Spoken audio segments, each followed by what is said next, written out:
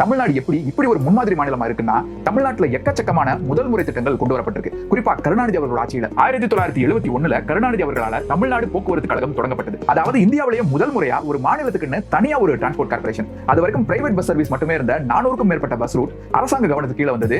தனியார் பேருந்துகள்ல வேலை பார்த்துட்டு இருந்த ஆயிரக்கணக்கான மக்கள் அரசு ஊழியர்களாக்கப்பட்டாங்க.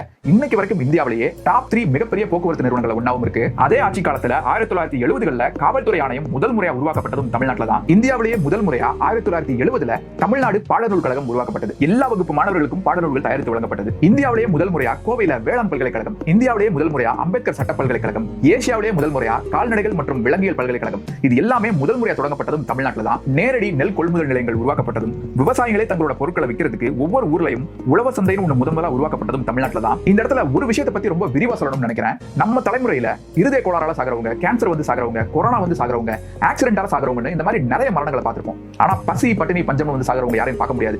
ஆனா நம்ம தலைமுறைக்கு முந்தின தலைமுறை, அதாவது உங்க தாத்தா பாட்டி கிட்ட கேட்டா சொல்லுவாங்க, தமிழ்நாட்டில் மட்டும் இல்ல இந்தியா முழுக்கவே கடும் பஞ்சம் நிலவரத்தை பத்தியும் கிரீன் ரெவல்யூஷன் பத்தியும் படிச்சு பாருங்க. எந்த அளவுக்கு ஒரு கொடுமையான பஞ்சம்னா 1967க்கு முன்னால காங்கிரஸ் ஆட்சியில மத்திய அரசோட ஃபுட் கார்ப்பரேஷன் ஆஃப் இந்தியா மூலமா ஒரு குடும்ப அட்டையில ஒரு நபருக்கு 8 ounce அரிசி தான் கிடைக்கும். அதாவது 1/4 கிலோ அரிசி கூட கிடையாது.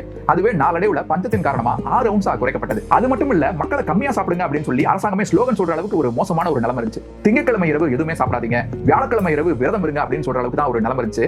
அந்த சமயத்துல தான் இந்தியாவிலேயே முதல் முறையா அனைவருக்குமான மாநில பொது விநியோக திட்டத்தை கலைஞர் அவர்கள் கொண்டு வந்தாரு. அதாவது மாநில ரேஷன் திட்டம். 1965ல ஒன்றிய அரசு ஃபுட் கார்ப்பரேஷன் ஆஃப் இந்தியாவை ஆரம்பிக்கிறாங்க. 7 வருஷத்துல அதுக்கு பேரலா தமிழ்நாடு சிவில் சப்ளைஸ் கார்ப்பரேஷன் ஒன்று ஆரம்பிக்கிறாரு கருணாநிதி அவர்கள். நாளைக்கே ஒரு பஞ்சம் வறட்சின்னு வந்துச்சுன்னா ஒன்றிய அரசே எல்லாத்துக்கும் நம்பி இருக்க கூடாது அப்படிங்கிறதுக்காக தமிழ்நாட்டிலே விளைய வச்சு, தமிழ்நாட்டிலே உற்பத்தி பண்ணி, இங்கே அதை சேகரிச்சு வச்சு ஒவ்வொரு ஊர்லயும் ரேஷன் கடை திறந்து மாநில அரசோட ரேஷன் திட்டம் மூலமா ஒவ்வொரு குடும்பத்தோட உணவு தேவையை பூர்த்தி பண்ற ஒரு மாடல். மாநில அரசோட உணவு தேவையை பூர்த்தி பண்றதுக்காக மாநில அரசே நடத்துற இந்த ரேஷன் கடை ஐடியா எல்லாம் எக்கனாமிக்ஸ்ல டாக்டரேட் வாங்கின ஒரு ஆளுக்கு தோன்ற மாதிரி ஒரு திட்டம். அதுவும் எப்போ 50 வருஷம் முன்னால, அதுவும் 2006ஆம் ஆண்டு 1 கிலோ அரிசி 2 ரூபாய் அப்படிங்கிற ஒரு திட்டம் வந்த பின்னால அது நிறைய பேரோட வாழ்க்கையை மாத்தி போட்டுருக்கு.